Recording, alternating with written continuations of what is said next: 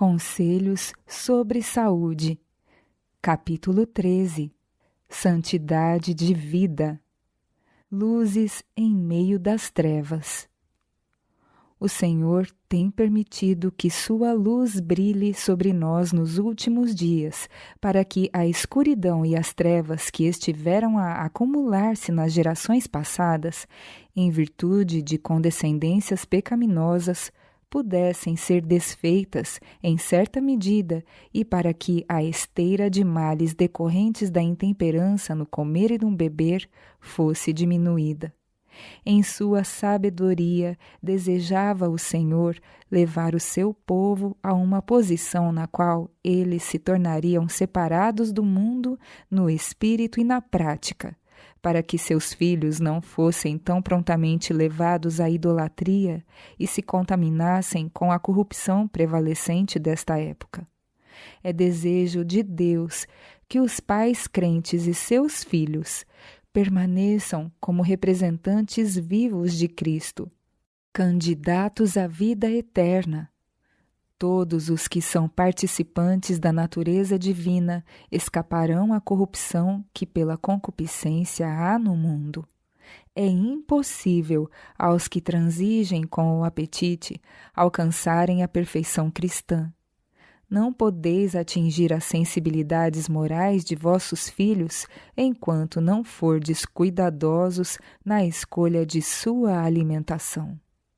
Este mundo é uma escola de preparo para a escola do além, esta vida um preparo para a vida por vir. Devemos preparar-nos aqui para a entrada nas cortes celestiais. Cumpre-nos receber a verdade, crer nela e praticá-la aqui até que estejamos preparados para habitar com os santos na luz. Uma lição tirada da queda de Salomão. A vida de Salomão poderia ter sido singular até o fim, se tivesse sido preservada a virtude.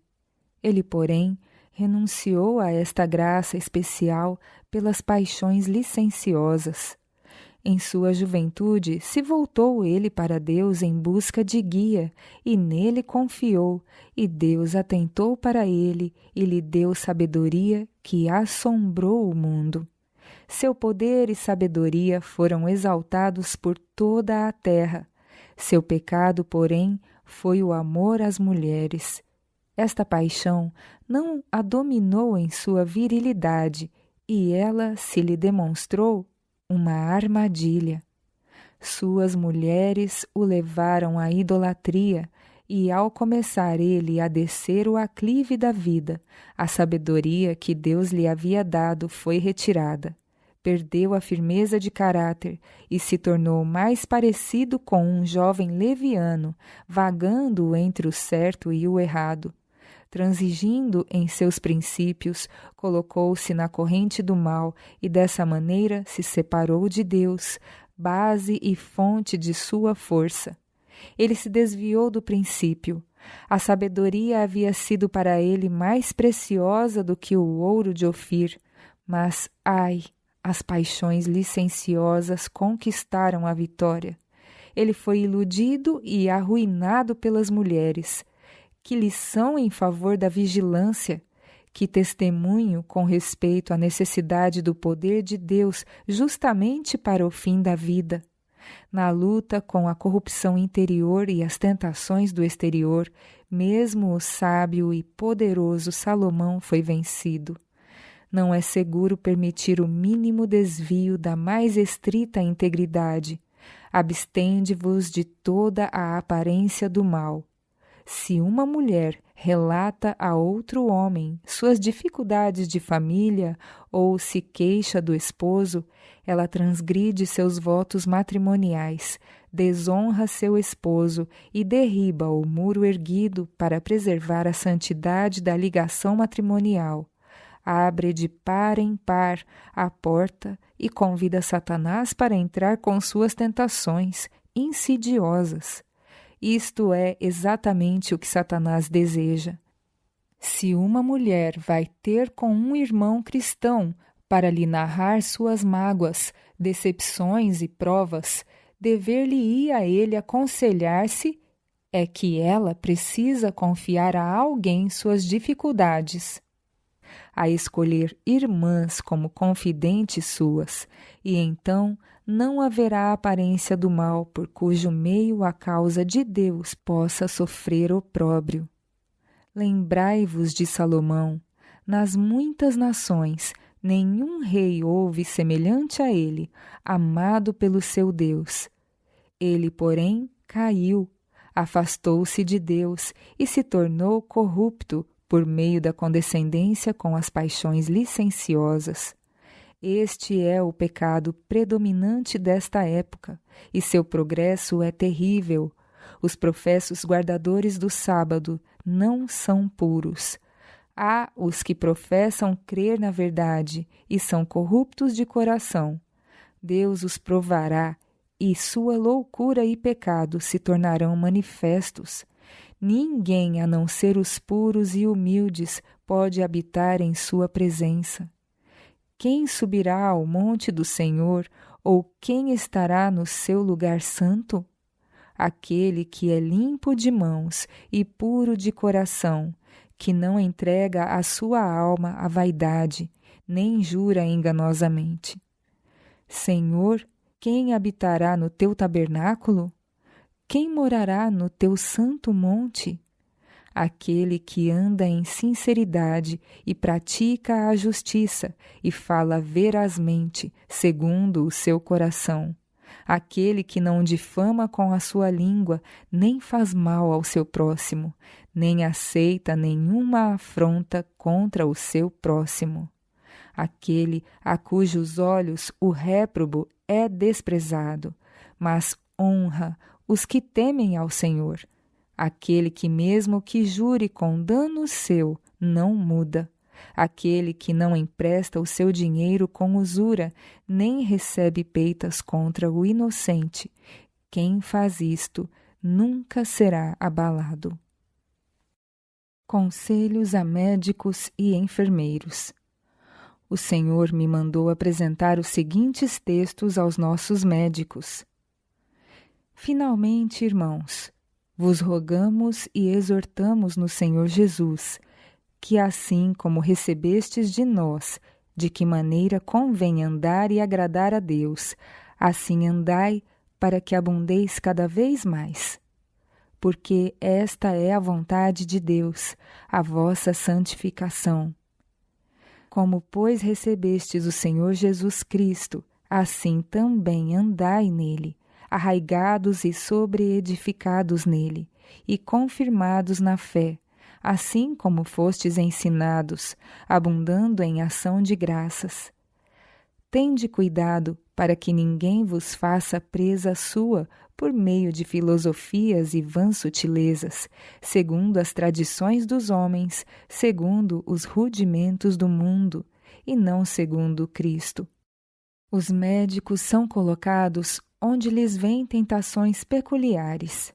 Se não estiverem preparados para resistir às tentações pela prática dos princípios da verdade, eles cairão ao serem tentados por Satanás. Há ministros do Evangelho que são muito impotentes para resistir à tentação. Podem eles ter pregado o Evangelho durante muito tempo e com assinalado sucesso. Podem ter conquistado a confiança do povo, mas quando pensam que estão fortes, demonstram que não podem permanecer sozinhos sem serem vencidos. A menos que dominem seus hábitos e paixões, a não ser que se mantenham firmemente ao lado de Cristo, perderão a vida eterna. Se os pastores se acham em tão grande perigo, os médicos o estão ainda mais. Os perigos ligados aos médicos foram expostos perante mim. Os médicos de nossas instituições não devem permitir-se pensar que não estão sujeitos a perigo algum.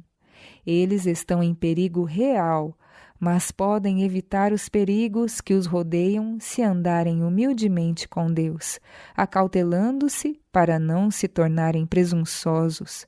Aquele, pois, que cuida estar em pé, olhe, não caia.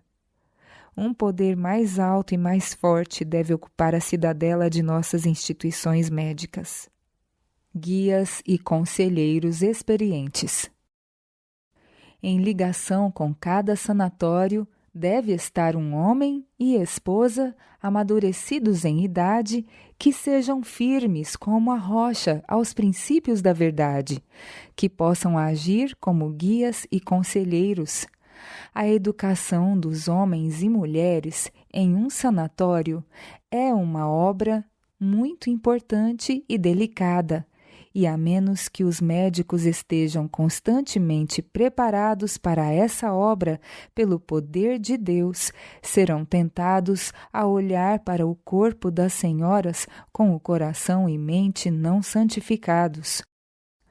Ligados com os nossos sanatórios, deve haver sempre senhoras amadurecidas em idade, instruídas e preparadas para a obra, competentes para tratarem das senhoras enfermas. A qualquer custo, devem elas ser empregadas. E caso não sejam encontradas, devem-se instruir e preparar para este trabalho pessoas que possuam as disposições e traços de caráter corretos. Os médicos devem ser circunspectos. Devem os médicos evitar toda intimidade com as senhoras, sejam casadas ou solteiras. Cumpre-lhes ser sempre circunspectos em seu comportamento. De preferência, nossos médicos devem ser homens casados, cujas esposas possam com eles unir-se no trabalho. Tanto o médico como sua esposa devem possuir uma experiência viva nas coisas de Deus. Se forem cristãos devotados, sua obra será tão preciosa como o ouro fino. As almas estão sempre em perigo. Mesmo os médicos casados estão sujeitos a tentações. Alguns têm caído nas armadilhas que Satanás preparou para eles. Nenhum de nós está livre de seu astuto sedutor poder. Alguns estão cientes de seu perigo, mas sabem que Satanás está empreendendo magistrais esforços para vencê-los e pela oração fervorosa se entregam ao dever. Enquanto nesta morada inferior, o mundo, são guardados pelo poder de Deus. Pelo meio da prova, são preparados para o conflito. São purificados do pecado pelo sangue do Cordeiro. Confiar em Jesus.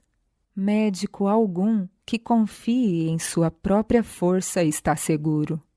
Não devem os médicos iniciar o seu trabalho com pensamentos desatentos e irreverentes. A cada momento devem eles confiar naquele que deu a vida pela humanidade caída e que respeita a sua adquirida herança. Em assim fazendo, considerarão eles corretamente a aquisição do sangue de Cristo. Cingirão cada peça da armadura celestial para que possam estar protegidos contra os assaltos do inimigo. Esta é uma salvaguarda contra o pecado da qual deve o médico valer-se, se deseja ser bem-sucedido em sua obra. Nosso corpo pertence a Deus. Pagou Ele o preço da redenção, tanto para o corpo como para a alma. Não sois de vós mesmos, porque fostes comprados por bom preço. Glorificai, pois, a Deus no vosso corpo e no vosso espírito, os quais pertencem a Deus. Mas o corpo não é para a prostituição, senão para o Senhor, e o Senhor para o corpo.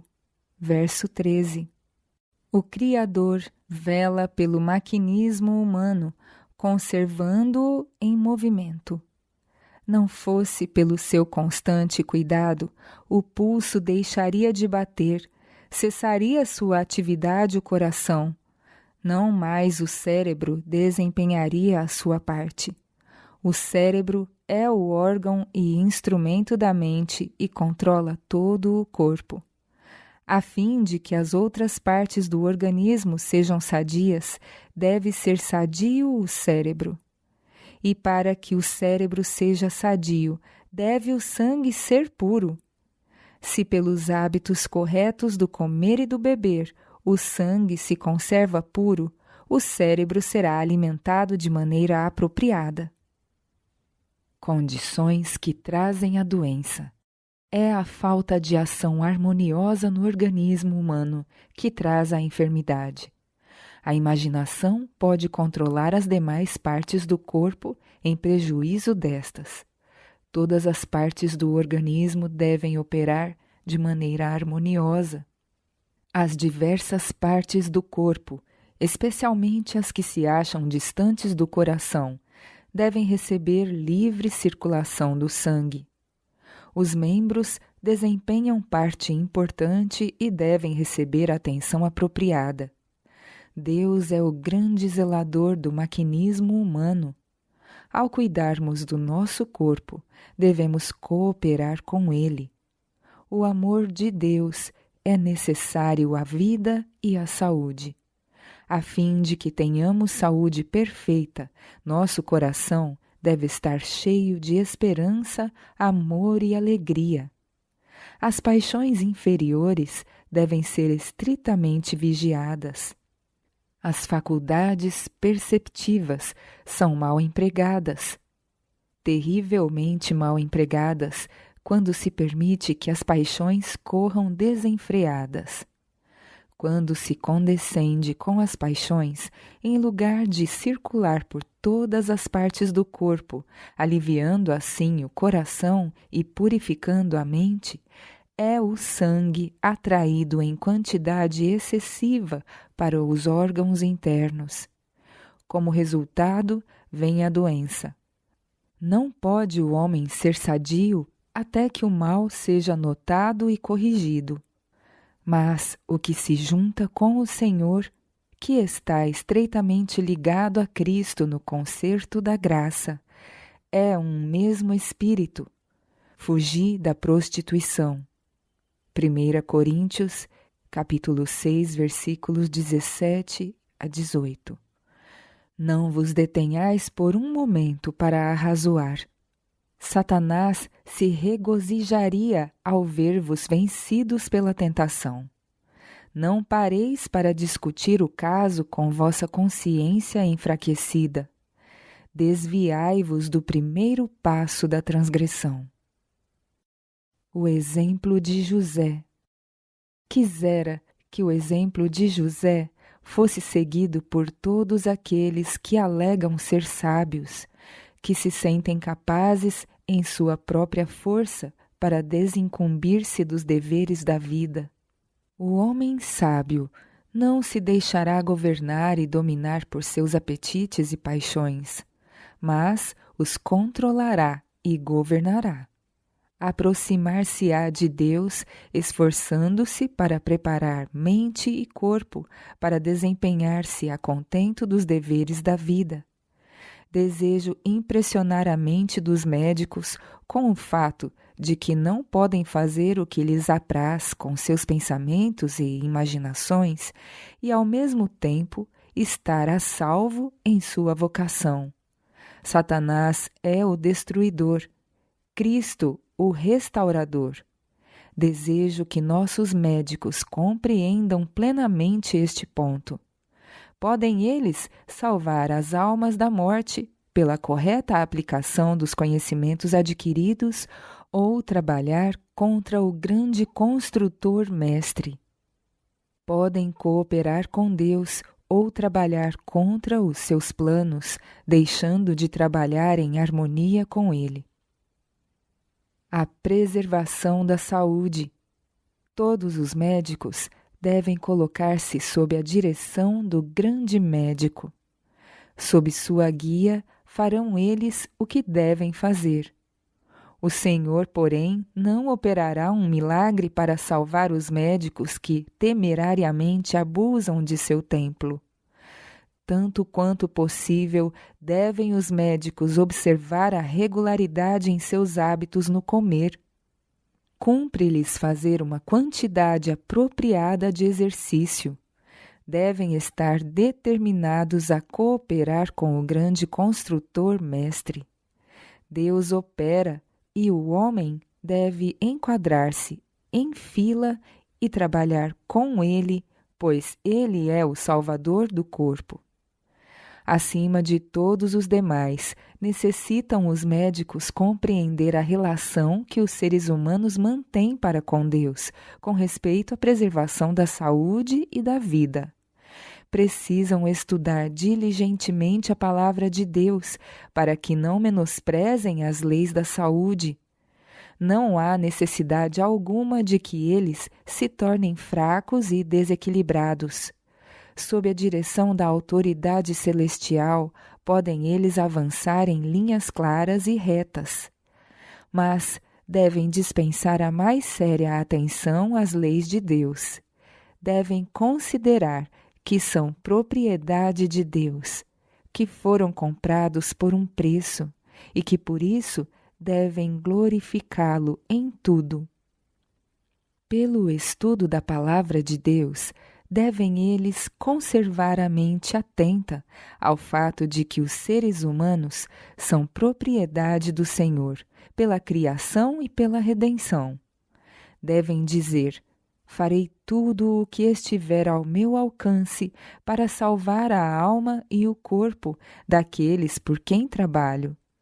Eles foram comprados por preço, o próprio sangue de Cristo, e devo fazer tudo o que possa para auxiliá-los. A instrução que tenho para nossos médicos é que eles devem estudar a palavra de Deus com ardor e diligência. Deus diz: saí e apartai-vos, e não toqueis nada imundo. 2 Coríntios capítulo 6, versículo 17. Obedecei a esta ordem, seja qual for o preço para a posição social, honras mundanas e riquezas terrenas.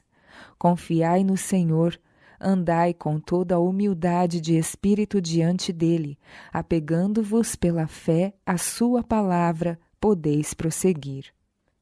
Evitai a aparência exterior. Nenhum médico deve confiar na aparência exterior, em seus móveis bonitos ou equipamento moderno, para lhe proporcionar estima e exaltar a verdade.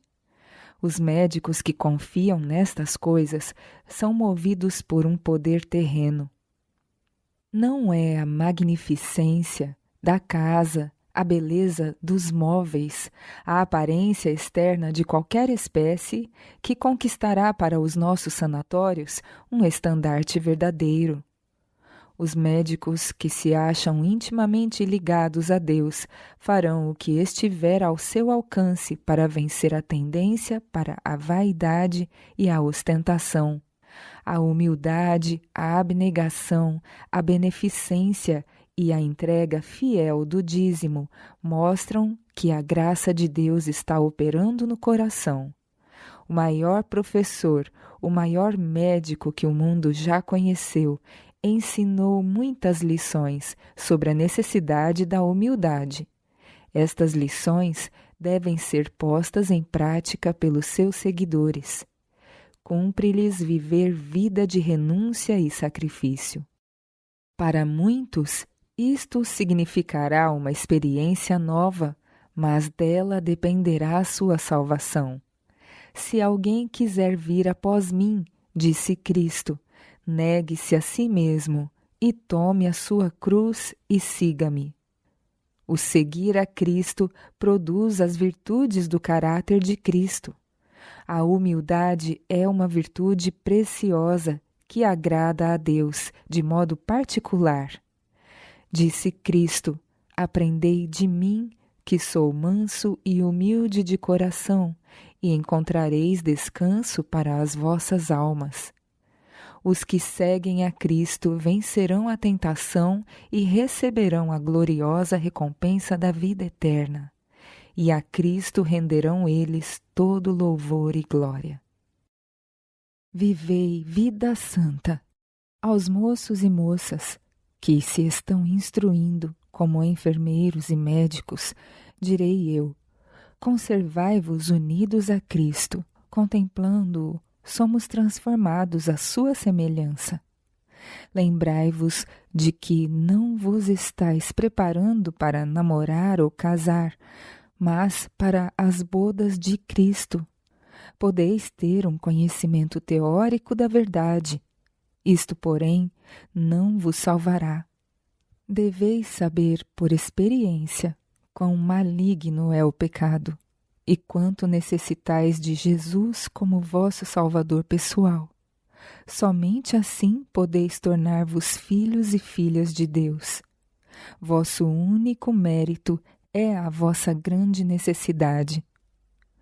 Os que são escolhidos para fazer o curso de enfermagem em nossos sanatórios devem ser escolhidos sabiamente. As jovens de caráter superficial não devem ser animadas a dedicar-se a este trabalho. Muitos jovens que se apresentam como estando desejosos de ser educados como médicos não possuem aqueles traços de caráter que os habilitarão a resistir às tentações tão comuns à ocupação do médico. Devem ser aceitos apenas aqueles que derem indício de que se qualificarão para a grande obra de comunicar os princípios da reforma de saúde. As senhoras jovens relacionadas com nossas instituições devem manter estrita vigilância sobre si mesmas. Cumpre-lhes ser reservadas tanto nas palavras como nas ações. Ao conversarem com um homem casado, jamais devem revelar a menor intimidade. Às minhas irmãs que se acham ligadas aos nossos sanatórios, eu diria: cingi-vos da armadura. Ao falardes com os homens, sede bondosas e corteses, nunca, porém, liberais.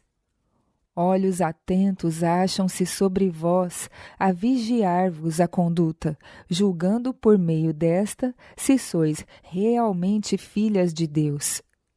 Sede modestas, abstendo-vos de toda a aparência do mal.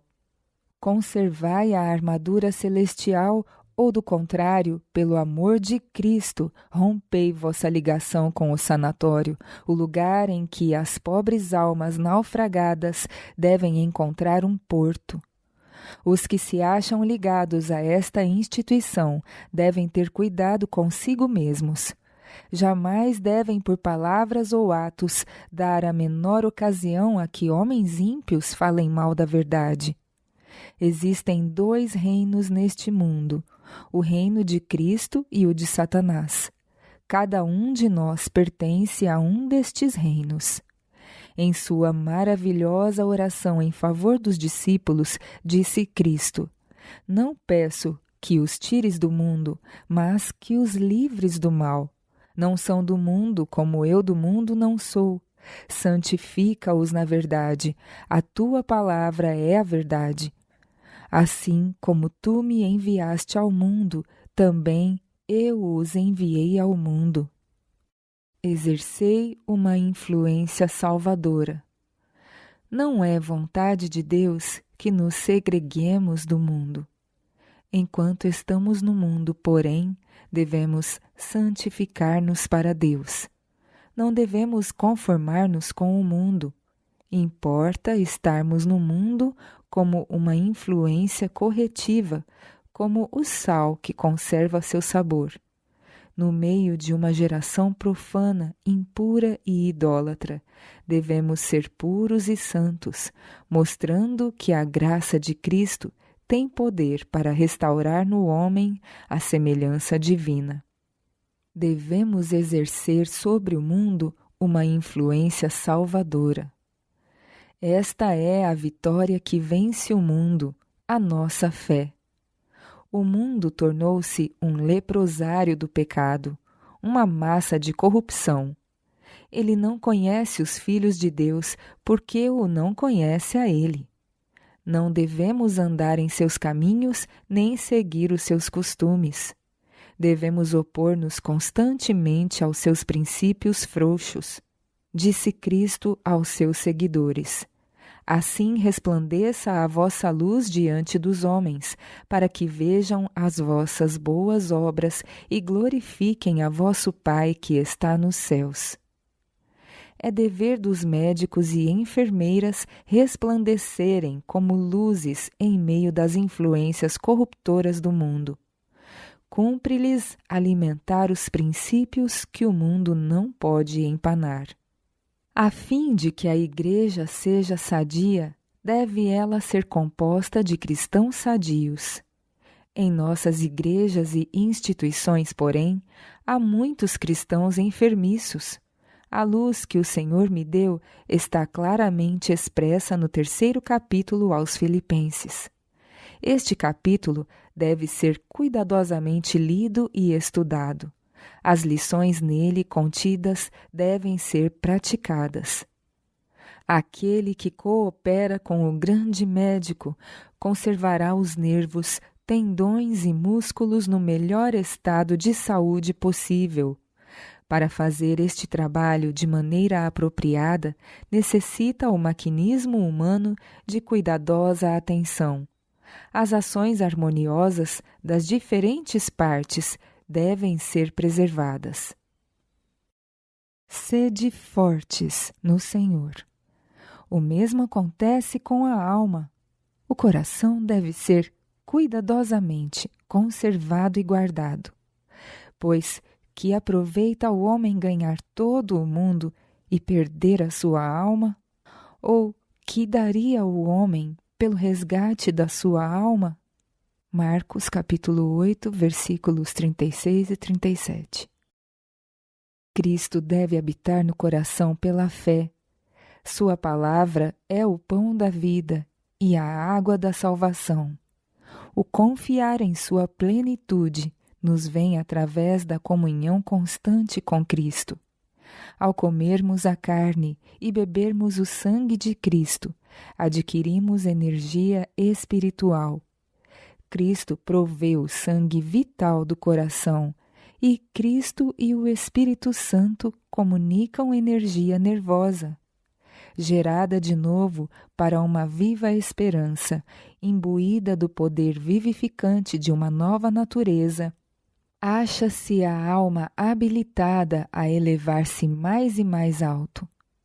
A oração de Paulo a Deus em favor dos Efésios foi: para que, segundo as riquezas da sua glória, vos conceda que sejais corroborados com poder pelo seu Espírito no homem interior, para que Cristo habite pela fé nos vossos corações, a fim de, estando arraigados e fundados em amor, poderdes perfeitamente compreender com todos os santos qual seja a largura, o comprimento e a altura, e a profundidade, e conhecer o amor de Cristo que excede todo o entendimento, para que sejais cheios de toda a plenitude de Deus.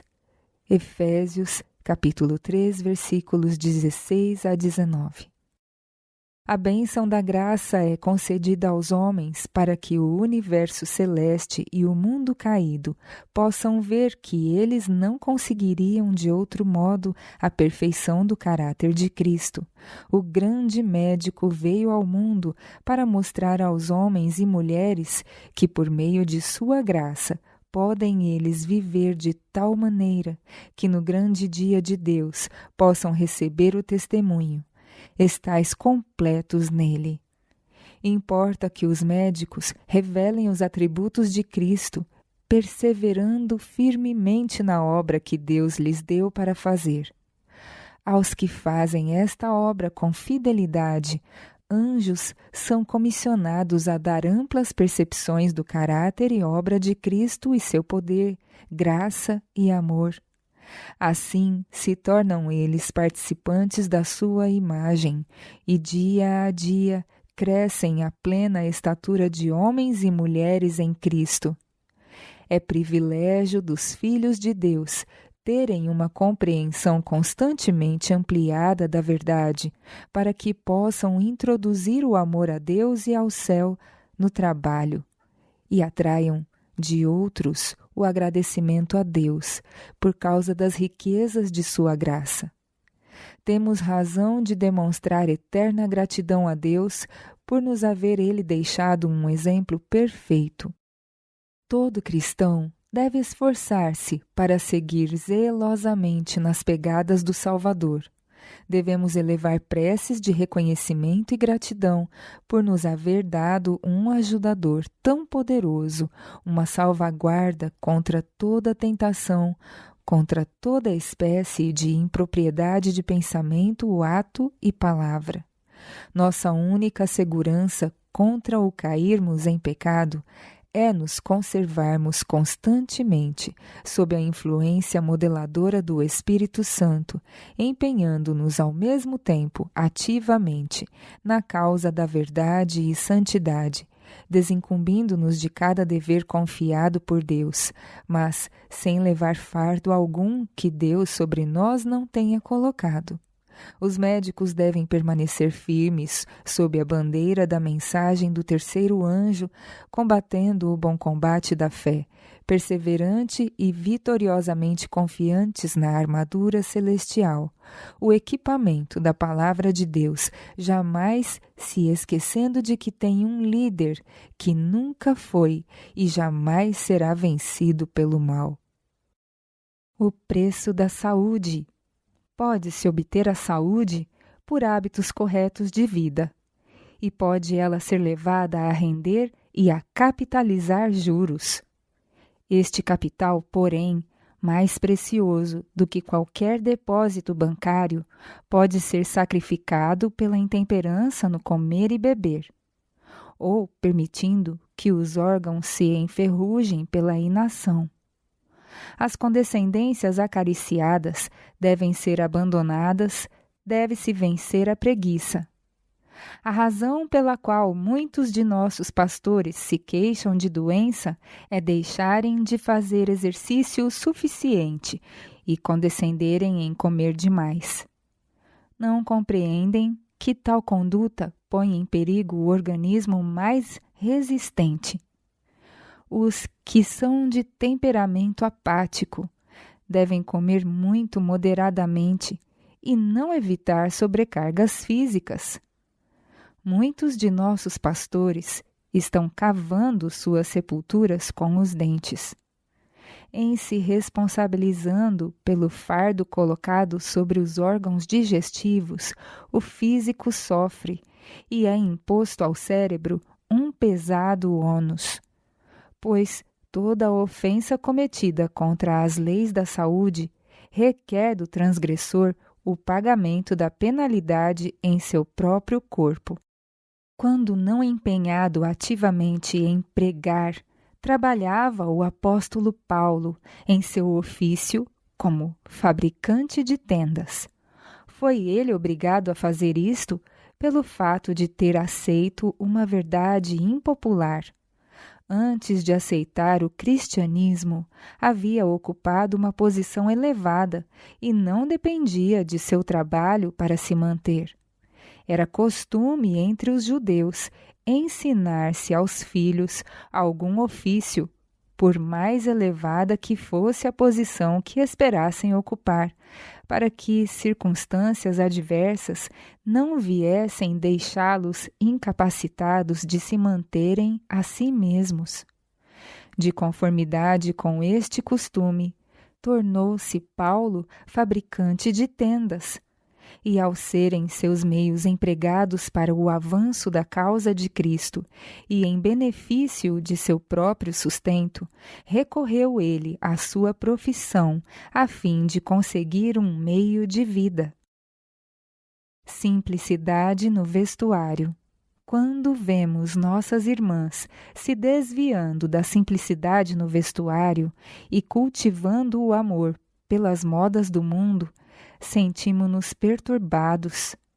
Adiantando-se passo a passo nessa direção, vão se separando de Deus e negligenciando o adorno interior. Elas não se devem sentir na liberdade de gastar o tempo que lhes é dado por Deus com a desnecessária ornamentação de seu vestuário.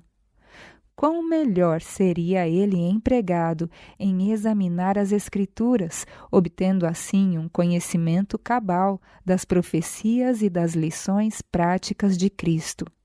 Como cristãos, não devemos empenhar-nos em nenhum empreendimento sobre o qual não possamos pedir conscienciosamente a bênção do Senhor. Sentis, minhas irmãs, a consciência limpa, no desnecessário esforço que dedicais ao vestuário? Podeis vós, enquanto tornais perplexa a mente a respeito de franzidos, laços e fitas, estar elevando a alma a Deus em oração para que Ele vos abençoe os esforços? O tempo gasto dessa maneira poderia ser dedicado a fazer o bem aos outros e a ilustrar a vossa própria mente. Muitas de nossas irmãs são pessoas de boa habilidade, e se seus talentos fossem usados para a glória de Deus, seriam elas bem-sucedidas na conquista de almas para Cristo. Especialmente, as esposas de nossos pastores devem ser cuidadosas em não se afastarem dos claros ensinos da Bíblia em questão de vestuário. Muitos consideram essas recomendações como demasiado antiquadas para merecerem atenção.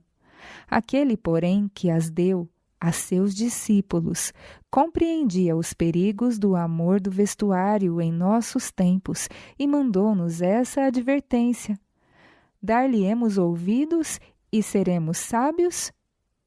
O excesso no vestuário vai em constante progresso. Ainda não é o fim. A moda muda sempre e nossas irmãs seguem-lhe os rastos a despeito do tempo ou das despesas. Grande é a quantia despendida com o vestuário, quando devia volver a Deus o doador. A moda no vestuário, uma pedra de tropeço. O vestuário simples e de bom gosto, da classe mais pobre, aparece muitas vezes em marcante contraste com a vestimenta de suas irmãs mais ricas, e esta diferença produz frequentemente certo constrangimento da parte dos pobres.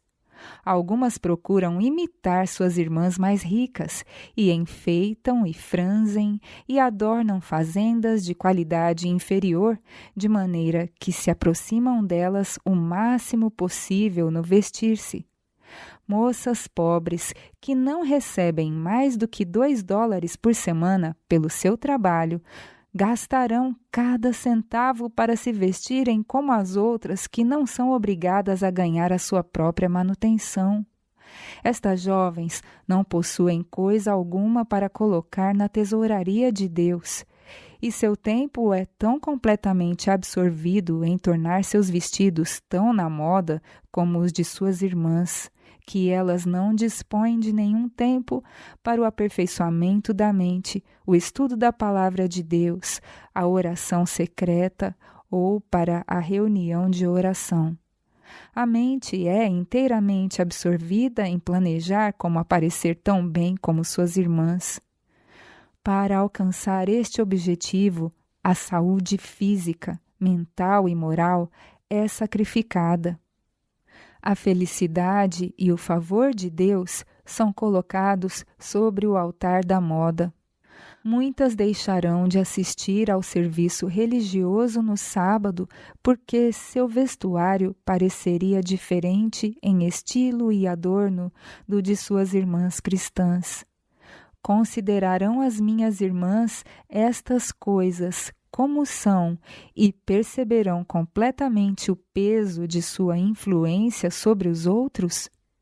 Ao andarem elas próprias num caminho proibido, levam outros pela mesma vereda de desobediência e apostasia. A simplicidade cristã é sacrificada para a exibição exterior. Minhas irmãs, de que maneira mudaremos tudo isso?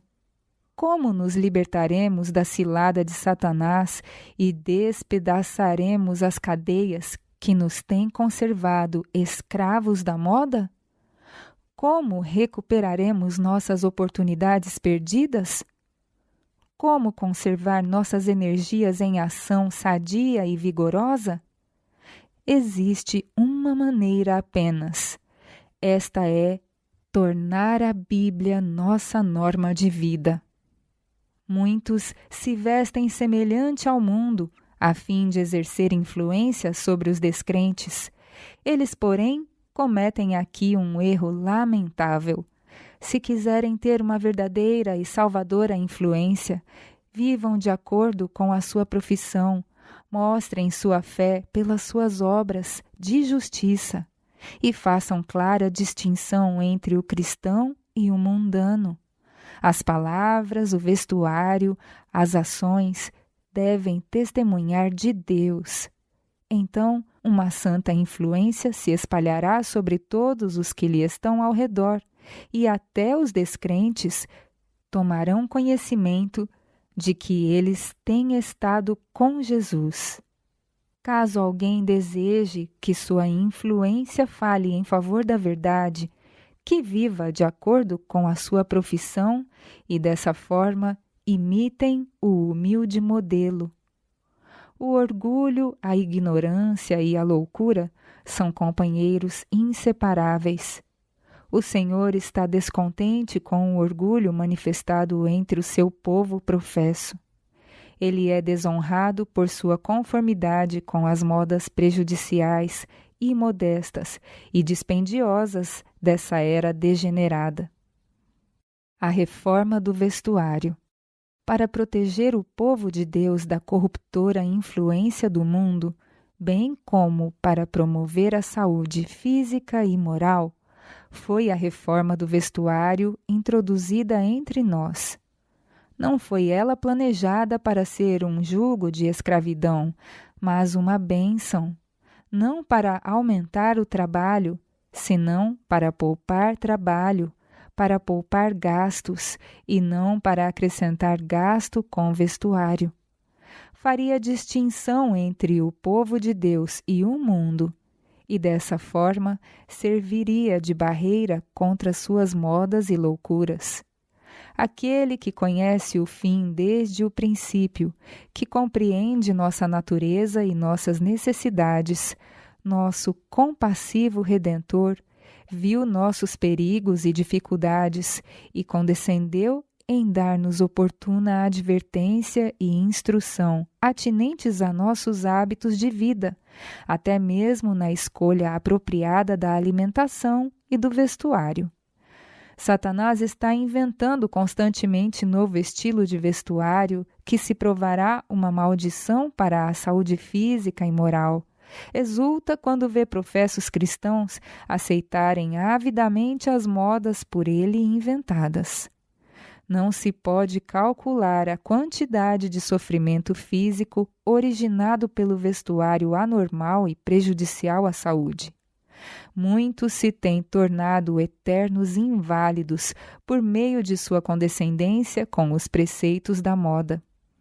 Entre essas modas perniciosas estavam as grandes saias balão que frequentemente causavam exposição indecente da pessoa.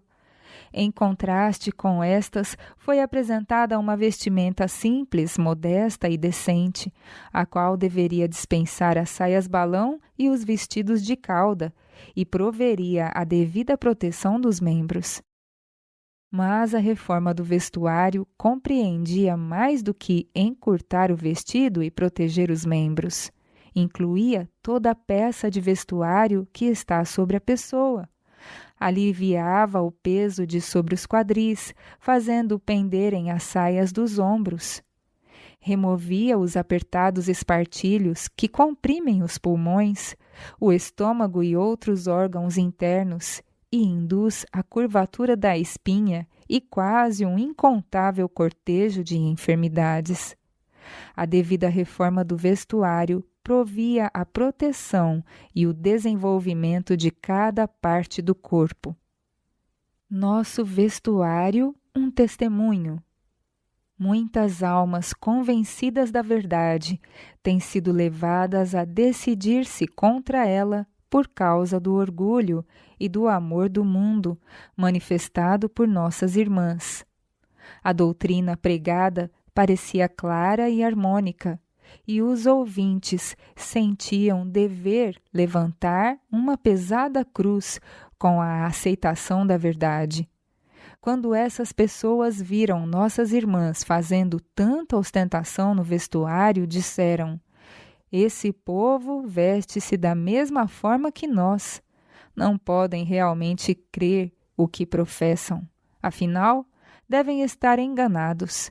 Se na verdade pensassem que Cristo havia de vir em breve e o caso de cada alma devia ser decidido para a vida eterna ou morte eterna, não podiam dedicar tempo e dinheiro para se vestirem de acordo com as modas existentes.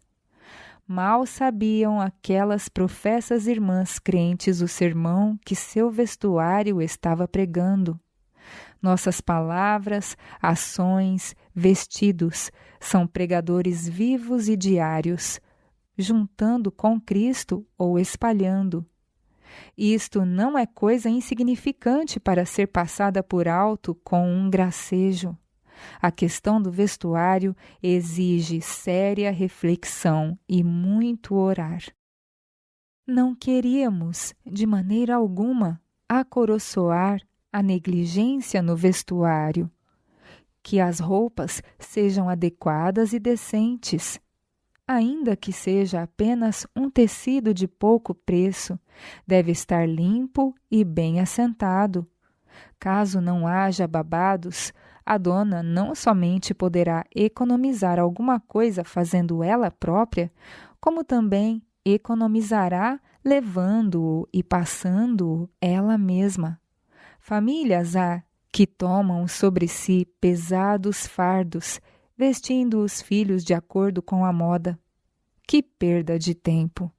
As pequenas haviam de parecer muito ativas com um vestido livre de babados e adornos, mas limpinho e bem arranjado. É tão fácil lavar e passar um vestido assim que esse trabalho não parecerá uma carga. As crianças sujeitadas à moda. Mas o mal maior é a influência que se exerce sobre as crianças e os jovens. Ao virem ao mundo, por assim dizer, já se acham sujeitas às exigências da moda. As criancinhas ouvem mais de vestidos do que da salvação. Vêm as mãos mais diligentes em consultar os figurinos do que a Bíblia. Fazem-se mais visitas à loja e à modista do que à igreja. A exibição do vestuário se torna de mais importância do que o adorno do caráter. Há rigorosas reprimendas por sujar os finos trajes e o espírito se torna impertinente, irritável sob as contínuas restrições. Um caráter deformado não preocupa tanto a mãe como um vestido sujo. A criança ouve mais acerca de roupas do que da virtude, pois a mãe se acha mais familiarizada com a moda do que com seu Salvador. O exemplo dela rodeia muitas vezes os jovens com uma atmosfera envenenada. O vício, disfarçado sob as roupagens da moda, introduz-se entre os filhos. Um vestuário simples fará com que uma mulher judiciosa se apresente sob o melhor aspecto. Ajuizamos do caráter de uma pessoa pelo estilo do seu traje. O vestuário pomposo trai um espírito fraco e vaidoso. A mulher modesta e piedosa trajar-se-á modestamente. O fino gosto, o espírito culto, revelar-se-á na escolha do traje simples e apropriado. O adorno imperecível. Há um ornamento imperecível, o qual promoverá a felicidade de todos ao redor de nós nesta vida e fulgirá com brilho que não desmerece no futuro imortal. É o adorno de um espírito manso e humilde. Deus nos manda usar na alma o mais precioso vestido. A cada olhar ao espelho, deviam os adoradores da moda lembrar-se da negligência da alma. Toda hora desperdiçada perante o espelho devia reprová-los por deixarem ao abandono o intelecto. Então poderia haver uma reforma que elevasse e enobrecesse todos os objetivos e desígnios da vida. Em lugar de buscar ornamentos de ouro para o exterior, cumpria fazer-se diligente esforço para obter aquela sabedoria que é mais valiosa do que o fino ouro, sim, mais preciosa que os rubis. O efeito do vestuário sobre a moral. O amor ao vestuário põe em perigo a moral e torna a mulher o oposto da senhora cristã, caracterizada pela modéstia e a sobriedade. A roupa aparatosa, extravagante, encoraja muitas vezes o sensualismo no coração do que a usa e desperta as paixões inferiores no coração do observador. Deus vê que a ruína do caráter é frequentemente precedida pela condescendência com o orgulho e a vaidade no vestir.